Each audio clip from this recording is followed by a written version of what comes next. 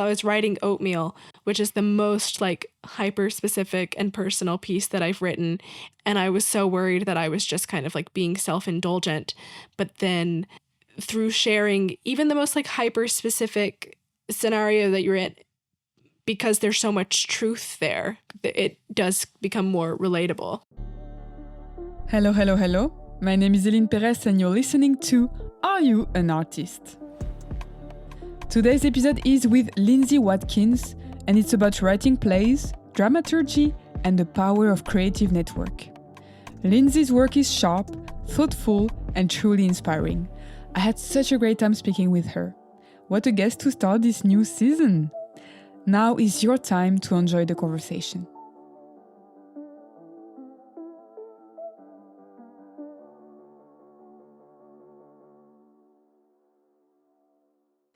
Here it is. Dear Linsey, we first met while you were working behind the bar at Wilton's Music Hall. I had no idea then that you were not only a playwright, but also a dramaturg and a teacher. Since that time, I've had the chance to read Spirit, Guides and Shit Eaters, as well as the opening scene of Oatmeal, and I've been genuinely impressed. Your characters are layered, accessible and contemporary, dark, funny, full of contradictions, but also relatable. That complexity is what draws me in. So I'm curious about the origins of your ideas, the way you approach your writing, and the themes or curiosities that seem to drive your creative work. But the first question of this podcast is, Linsey, are you an artist? I think so. I say it enough to where it must be true. How would you define that term? I think that artist goes hand in hand with, someone who's creating, and I consider myself within the world of the creators and the makers, and I'm definitely more of an artist than I am engineer. That's a good one. And what kind of child were you? Were you already interested in theater? Interestingly, my family background is like really not artistic at all. So I'm one of those people who it doesn't really, like, there's some people and you meet them and then you meet their family and it's like, okay, you make sense. Like, I understand how your parents made you into this kind of person. But I grew up in the suburbs of Tennessee, and not to say that like brilliant artists don't come from Tennessee or from the American South. I think that it's a very culturally rich place. But my parents aren't like, not to make them sound like they're like ignorant and like can't engage with the world, but that's not where their interests lie. They're, put me in sports and I played football and I liked drawing a lot. And my mom saw that. She worked at a preschool when I was growing up. And so that was great. Drawing wise and that kind of art, when I was a child, it's like, wow, that is a really good drawing for a 5-year-old. And then I would say that I still haven't like progressed since there. Like, I think like if I drew something now, it would still be like really good for a 5-year-old, but like not like impressive for a 27-year-old. But at the time, like I was pretty good. And my mom really encouraged and cultivated that. And I would get like into like multimedia. Like I remember I would use cardboard paper, but then also yarn, and she had a lot of supplies at the school. But otherwise, no, I don't think that plays were on my radar at all. We didn't go see plays, not that there were that many to see. Writing or like artistic lifestyle, creative lifestyle things were not things that were talked about as like career or life path. It wasn't until high school, so when I was like 16, that I had already stopped doing sports because I wasn't very good at them, and I just had a theater class, and I was like, okay, wait, this actually makes sense, and in the cliche way that like everyone does, and then they think that their like high school theater experience is like the most important thing that anyone's ever done. And like the plays that we were putting on at our little school in Knoxville, Tennessee, at Knoxville Catholic High School, we were like, we're really changing things here. Like, this is the most important thing. Like, this is everything. Sorry, what was the theater class? Was it about studying plays? Was it about acting plays? It was like a general level, covered all the bases, because this was the like main theater class that a lot of students were required to do. So you'd get people in there who had no interest in theater. I just happened to love it. And then if you were someone who loved it, then you could advance to take theater too. And then because you chose to take it, that was more advanced. But so, yeah, we would learn a bit about plays, but it was mostly like theater games. And then one of our assignments was having to like perform a monologue. And so, like most like theater artists, like acting is the gateway drug. So I started out like being like, wait, I'm an actress. And because I was the only person who cared about doing the monologue. There was a couple other people in there. But yeah, so I like also took it when very you're in high seriously. school, sometimes you start to do something and you're like, I'm gonna be this for the rest of my life. Oh yeah. Yeah. It's I was very like, kind of definite this and is it. This is what I do. I was like, I am the Meryl Streep of Knoxville Catholic High School. Like, this is it. Yeah, and so then after that, I auditioned for the school play and did that, and then I was in every play for the rest of my high school experience. And then I was theater club president senior year. wow. Yes, was quintessential theater kid. And then when it went to study, Yes, and then I went to university, and I'd say, I guess from the time I was 16, I was like, theater is what I can do and what makes sense. Because I didn't do very well in school, which was kind of surprising to my teachers and to my friends, because I was smart, I was educated, but I just could not like engage in my math classes. maybe the system just didn't work for you. I think so. I mean, I was diagnosed ADD when I was like 10 years old. So really before it was super popular. And, you know, I was a kid in America. So they were trying to like put me on Adderall from the time that I was 10. And Wow. I did not, and because I wasn't like hyperactive, because a lot of it they'll like give it to the kids who are like just can't sit still. I could sit still very well, but I just couldn't pay attention. And I think it's just because like my mind was very active, but I just didn't care enough about what the teachers were saying. And I hate that now, because now I think that like school is amazing, and especially because I teach, so I see it from the other end, and I'm like, man, I wish that I could be in a building again where like people who are experts in a subject really want to teach me that subject. And I would love to like not like go back and get another degree. I have enough of those, but I would love to like go back and like, I mean, actually listen to what yeah, they and say. like be in like I would love to be in a history class again and have someone teaching me history.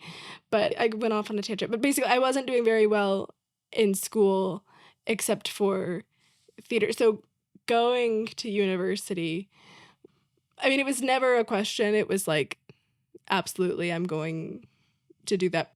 Theater was really the only thing that didn't seem like completely overwhelming or out of the possibility for me. And I think it was also what I wanted to do. And I'm still stubbornly holding on to the fact that like my life is annoyingly tied to theater, which is not lucrative and like objectively cringy, but Why? but I love it. Okay, my hot take is like most plays are bad. Like, there's so much bad theater out there. And it's because like people are either so like up themselves or like I think that theater does, and this is good, it should like try to respond to what's going on, but I think that we've just like gotten so off course. There's too many things to ingest in the world right now and too many things to respond to and too many ways to try and like keep up with ever-changing trends, but then also to try and reject them, and too much to like that needs to be said, then also too much like feeling bad about if your play doesn't say the things that you think needs to be said, or like, and it's just hard to get theater made these days. So writing a play and getting a play on is a wonderful thing. So how do you write your play? Good question.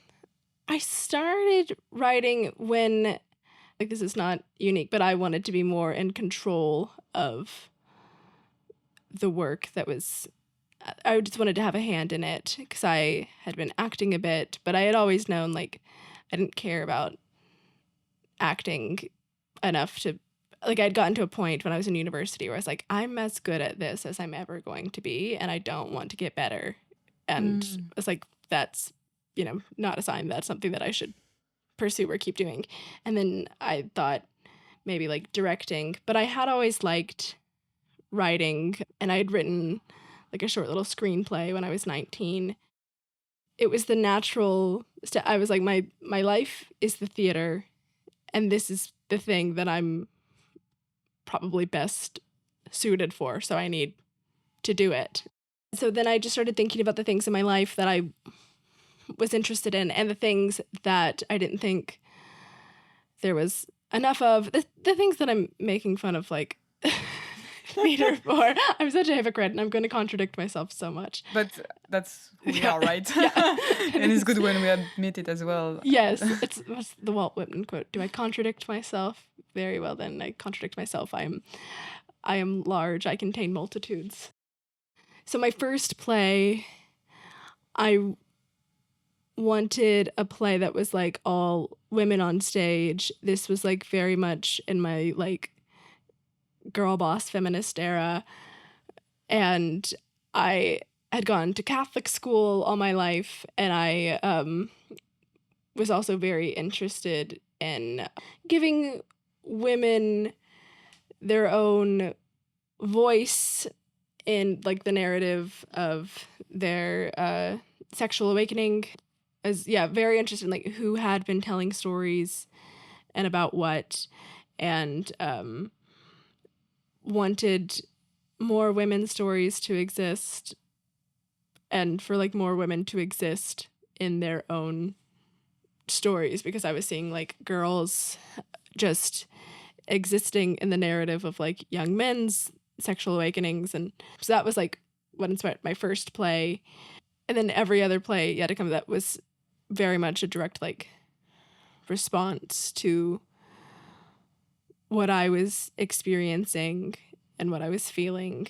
And the characters and stories would luckily come. And then I think that finally I've gotten to a place where like I can just invent a story, and it doesn't have to be connected to what you're experiencing. Yeah. Yeah, because I'm wondering, for example, like the play that I read, Spirit Guides and Shit Eaters. Yes. It's about grief, like it's about death, it's about... Yes. And yeah, it's such an intense subject. And I was wondering, like, also, like you experienced something in life, but do you feel like you need to process it before starting to write? Yes. Yeah. I am one of those people who thinks that you need to be like removed from something before. I might want to like deal with things through writing, but I'm not a work through the pain kind of person. I met this other playwright recently who, I mean, to his credit, is far more successful than I am.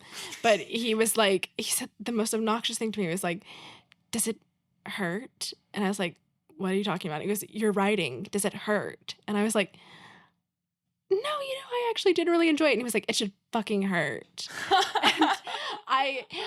and so maybe like, because I don't agree with that, some people would say that I'm not an artist, because I'm not like I've definitely gone through shit, but I mean, before I could write about some of my experiences, I had to literally like get a year of time between it and move to another country. And then I could like go and access those things in a healthy way. And I think that,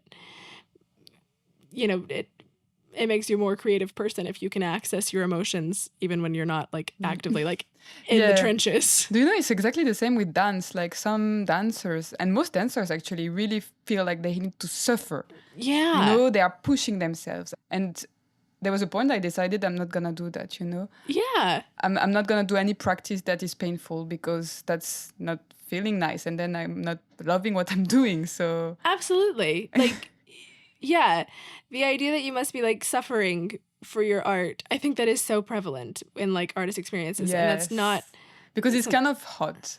yeah. It's kind of, you can romanticize the thing. Yes. It can look sexy but Yeah. Yeah. But then when I think about the idea of like somebody being miserable in their 9 to 5, that's one of the things that it's like, oh, that's so bleak. Like, I'm so glad that I'm, pursuing the arts. But I do want this to be sustainable. I want to continue in my life for the rest of my life in my art. And I mean, it's not lucrative work right now, but it is what I'd like to like make a living in. And only accessing that when you're suffering and grieving is, I mean, that's a miserable life. To me, that's like just as miserable as, clocking into the fluorescent buildings and just punching away. And all these characters you're creating, are you inspired by people you see, or is it also some stuff you read? Yeah, I'm definitely inspired by the stuff that I read and the content that I consume. But of course, I'm going to I've now just forgotten anything that I've like read and watched or in the past. I think that my notes app is probably like filled with things that I really liked. And I take pictures of pages and books where there's a line that I really enjoyed. All of this would be easier if I just got a notebook and wrote it down. I'm usually reading something as I write a play, like something that might help me tonally. But like Spirit Guide's the one that you read. I'd say that one was largely inspired by just how I was feeling personally, or like ways that I had felt. I saw a lot of myself in both of those characters, because I think a lot of my writing comes from seeking identity and understanding. And so both of the pieces that you read are very much pieces that like stem from this fractured identity and characters with like feeble senses of self. And that's like my journaling. It's like this right character will, place. but like embody like these traits. But then it gets a little bit like too like self-aware. So then I have to go back in like the redrafts and be like, okay, these characters cannot just be me thinking out everything that I'm trying to understand about myself. I need to go now and like make them into characters and be like realistic people engaging with the world, and not just, this is interesting. This is how I feel about this right now. And how do you do that? How do you develop the characters? I think I am very inspired by like the way that I'm interacting with the world. But then I do think that I have like a good understanding of people in general.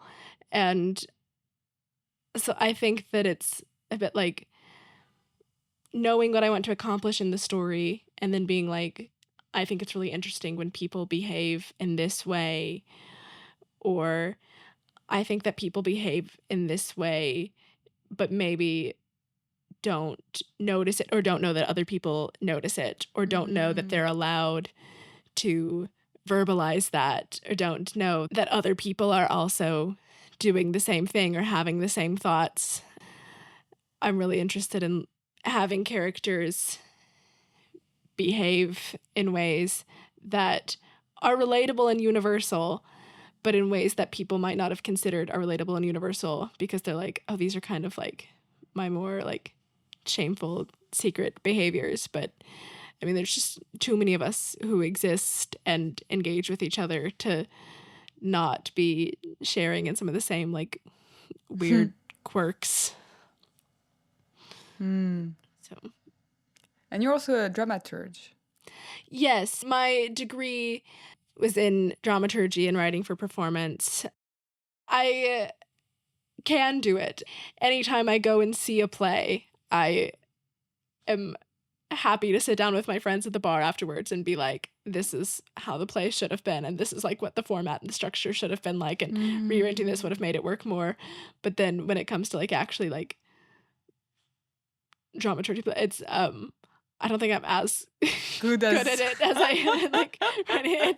I'm much better at being like a backseat driver. And then the way that my master's program worked was we were assigned someone. So my friend Lauren and I were each other's dramaturgs. So she dramaturged Oatmeal and I dramaturged her play. And I think that like we worked really well together. I'm sure and like I'm hopeful that she would have a different take than this, and that she would have like something to say for like how my point of view helped. But like in my head, I'm like, I don't really know how helpful I was for her there. I know how to like read and analyze and give opinions. I've got loads of opinions. But I'm really good at it with my own work, at being like, oh, this needs to be restructured, or this is like the missing loop here, or like if this was here, the story would flow better. But I'm still, what I lack in helping structure wise, I think that I'm good at analysis and characters and pointing out things that could maybe like be elevated or toned down. And is there one maybe biggest mistake that you see quite often when you go out and see plays? Right. Yeah, because I keep talking about these like bad plays, and it's like, what is making them bad? I think that Montageline, after our conversation, Linsey decided to send me a voice note, feeling her thought would be better organized than when she answered my question on the spot. Here is what she wanted to say. I have a lot of pretentious and up myself opinions on structure and form and point of view, and if people have it, and that's its own thing. But also, let me just say, it's an impressive thing to make a play and to get a play on. And I think, in my opinion, there is so much misallocation of funds in the theater world right now that to find funding or to get something on, to self-produce, to be programmed, that is impressive. It is no small feat. But that being said, I think issues that I'm seeing and what is making plays worse these days, for lack of a better word, just losing the magic, is the issues are that because it's so hard to get things on, it can be very limiting what is putting on, and it needs to be contributing, I guess, directly to the dialogue or being completely topical in a way that can be limiting and making things that only exist for the current conversation that we're having at that very moment. And in some ways, that's fine because theater is always, in a way, meant to be an ephemeral thing. But it's become something of like, I have the right opinions because I've written this play, and then feeling like I can feel like I have the right opinions because I attended this play. And we think like we know the people who are attending theater. And so it's just becoming a conversation back and forth between the same people. It's just, the same conversation between the same people over and over again. And there's so much theater now that is just by theater makers for theater makers. And we're all preaching to the choir. And all of this open space over there existing, like for the masses, for the people who were maybe not inviting in, for the people who are not part of these conversations, all of that open space that's being left for the type of theater that they're maybe going to go see. So much theater existing in that bubble is why the big plays now are just cult classic films turned into musicals. And that's cyclical because the lack of interesting content on a big stage is part of what people are responding to when they make the plays for people who want to see something that's contributing more to the current dialogue. And so we know that theater can and has existed in the space of being brilliant and having so much to say and championing the people who need a voice and correspond with important movements through the mode of telling a story, not just responding to like one moment at this moment, which can be fine, but not just this is what's happening right now. Here's my opinion on it. Instead, we used to have truly stories that could share these feelings, but in a way that got that message spread to the world because it wasn't limiting. And the limitations are put up by everywhere in the theater world right now. And I think, yeah, that both of these primary types of theater are just getting to the point where it's very transactional. It's either just quickly establishing a place in the current dialogue, or it's a massive money-making venture that is a hit until the next one. And I think there's a place for both. But I personally tend to favor story over spectacle. But I think that story and spectacle can exist beautifully. You don't have to just choose one. I don't think that we're doing it well right now. But all that being said, I also see lots of beautiful work out there being made, some with great commercial success, luckily, and some that I believe will get its flowers someday. And also a question about reading plays, because I noticed that when I go to a bookshop, the part about plays is quite small and it's just going to be Shakespeare and a couple of Yeah. other authors. So Yeah, that's such a good point. It is one of the smaller sections of the bookshop, and there are so many good new plays that are worth reading.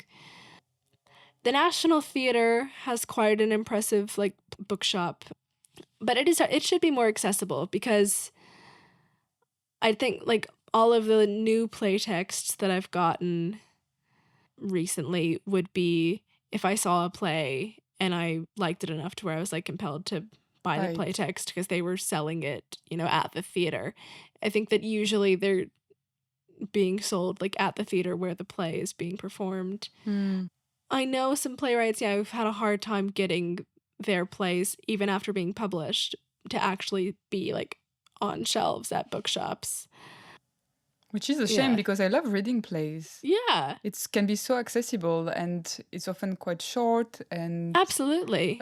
apart from Shakespeare, because English is not my first language, Yes. so I'm like, Yeah. what are you saying? I don't understand. No, that's so fair. I like really only engage with Shakespeare in like a student and teacher context these days. Yeah, I probably would not sit down and read one on my own. Although I mean, he does have the structure and the drama and all of that stuff down. He's Shakespeare for a reason. But there's a lot of plays and like just like PDFs online. I am on a site called New Play Exchange, and people can access some of my work on there. I mean, I think they have to like request it, or I'm not sure exactly how it works because I know it's not just out there for anyone to read. And I mean, bold of me to assume that anyone wants to steal my plays, but I don't think that it's like. But I'd love to that read is your other stuff. There's loads of plays on there, and like the nature of New Play Exchange, I think mostly it's like unpublished work Nice. to try and like find theaters and other people to match with. I'm also starting to take acting classes. Oh, exciting! Yes, Oh, and yes, you told me this. I'm very Yeah. interested in how you choose the actors who are going to perform your play. Yes, I got really, really lucky with the actors who were in my play Spirit Guides, because so that's a two-hander. It was a very rushed process putting on that play. It was not a play that I necessarily had originally thought was ready for production, but I had the slot. It was, approved, and I was like, okay, I guess I'm going to do this. So I said yes to everything. I was like, okay, yeah, book Camden People's Theatre, do it all, like, just yes to everything before I had actors. And maybe just a little over a month before showtime, I reached out to this actress who I had worked with on a scratch night.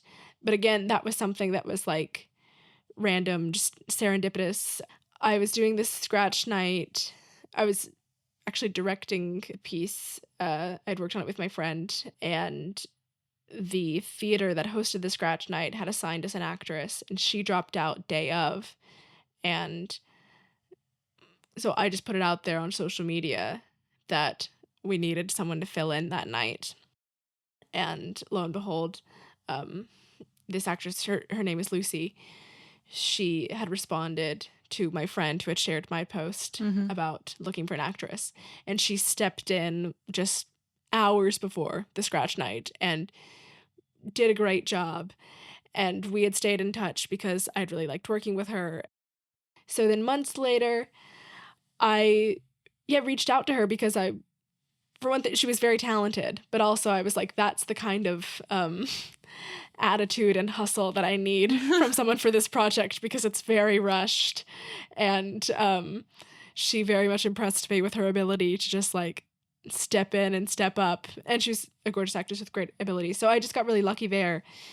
I think it's just about like having a good like artist network, because it was just one of my friends who I was in my master's with, who also writes and who directs and like, had she not shared that post, and had she not also had a creative network of actors, then we wouldn't have found each other. But I think that, once you get into the theater, you just meet so many people. And then with Spirit Guides, that's a two-hander. So when I reached out to Lucy, the actress, she'd asked me about actors that I had in mind, and she was happy to suggest some people or to reach out to some of her own friends. And I thought that was really ideal, because with a two-hander, like, chemistry is everything. So having her work with someone who she already knows and is comfortable with was totally ideal. So it was one of her best friends, and I was very happy to have both of them. They did a beautiful job with it. And then the director, who is also fantastic and also, funnily enough, is named Lucy. It's just the Lucy Project.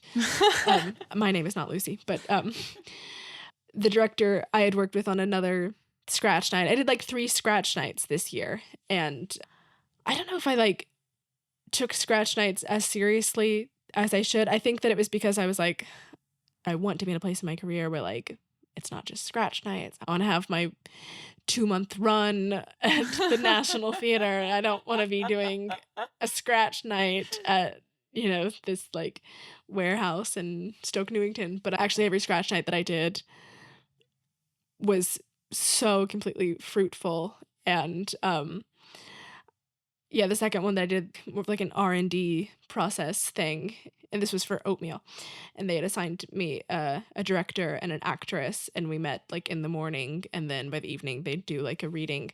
And I loved the way that director worked with my work so much.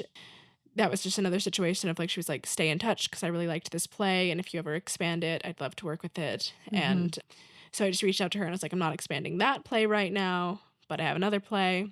And she just really gets my writing. And it's really important to like meet someone who like works well with your writing, especially when, and I'm sure most writers think this, but I think that I have a very unique voice. And I think that in the wrong hands, thank you. I think I have a very American voice. So it was, she was the first like British director that I'd worked with who I felt like could understand. Yes. And it wouldn't like, take away from the jokes. Because I did worry sometimes. I was like, is my work like only good if it's read exactly in my voice? But they proved that to not be true, because they read it in their very British voices and did that was a great fine. job. Yes. But it's really interesting, because even when I read your play, it felt like I could completely dive into it. And I'm French, you know, and sometimes I can be very French, like, you need to be really good, otherwise I will not. So yeah, I'm very curious to see what you'll do. Oh, fantastic. next. Okay, well, I'm really glad about that. I think having like a distinct voice is an asset, but then also you want to be universal and Yes. relatable. But I think it's through having actually a unique voice that you become universal. Yes, absolutely. That's something that I don't think that I really knew at first until I was writing Oatmeal, which is like the most like hyper specific and personal piece that I've written, and is like very much about me and my life and about like very specific circumstances. And I was so worried that I was just kind of like being self-indulgent, but then learned that like through sharing even the most like hyper specific scenario that you're in, because there's so much truth there, people will like it does become more relatable. Yeah, totally. Yeah. Do you have inspirations and recommendations? I think that I take a little bit from every play that I read, even if I didn't really enjoy it, or like even if it's not similar to my voice at all. Like when I was doing my like read one play a day thing, or was at least trying to, I think that I spent like 3 days on Martin McDonagh's Hangmen, which is a great play, and I was like, oh, I haven't read this yet and I should have. And that's like so different from my style, but I still got things from it, even though I'll never write a play like that and I'll never be similar to this like older Irish male writer. But it's hard for me to like narrow down to one person, because there will be some writers that I'm like, oh, we really share a voice in many ways. And like I really connected with Molly Smith Metzler's work. That was actually when I was still acting, but it was the first play that I was ever in written by a woman, and I really like could feel myself in her voice. But even the writers who I don't share a similar voice to, I end up taking something from it. And then at risk of being like mushy and just, I'm just so inspired by like my friends. I think that they're the most brilliant artists and playwrights that I know. And I mean, in some ways, in bad ways, some ways good, I like will compare and take something from every single thing that I encounter, everything that I read and watch. Sweet. Yeah. Random questions of the end. Oh. What makes you laugh? I like a quick wit, but like a kind of like understated, maybe like the joke that's like after the punchline. Like a smart quip that was kind of unexpected, but it's like just perfectly placed. Do you believe in talent? Yeah. I think that it can be curated. I think that like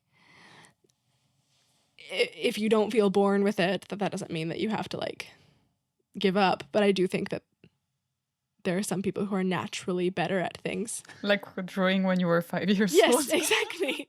Yeah. If you could live a parallel life, what would you do? Ooh. Oh my God. Maybe like make all of the choices that I could have made but didn't make, and like see what comes out. Yeah, because like there's a world in which like I, got married at 24 and like was already, having babies and living in the suburbs by now, and I'm pretty certain that those are the wrong choices for me. But it'd be kind of interesting to like genuinely see myself there and be like, which one of us is happier? So interesting. Do you have any dream for the future? Yeah. So many broad and abstract dreams. I'd say my most concrete one is I'd like to continue building on my life in London, but also somehow find a better balance for not feeling so far away from home and being able to cultivate all of my relationships back home while still building on my dreams here. Oh. Well, thank you so much for coming. Thank you so much finally. for talking to me and for letting me just gab. It's And so nice. yes, thank you.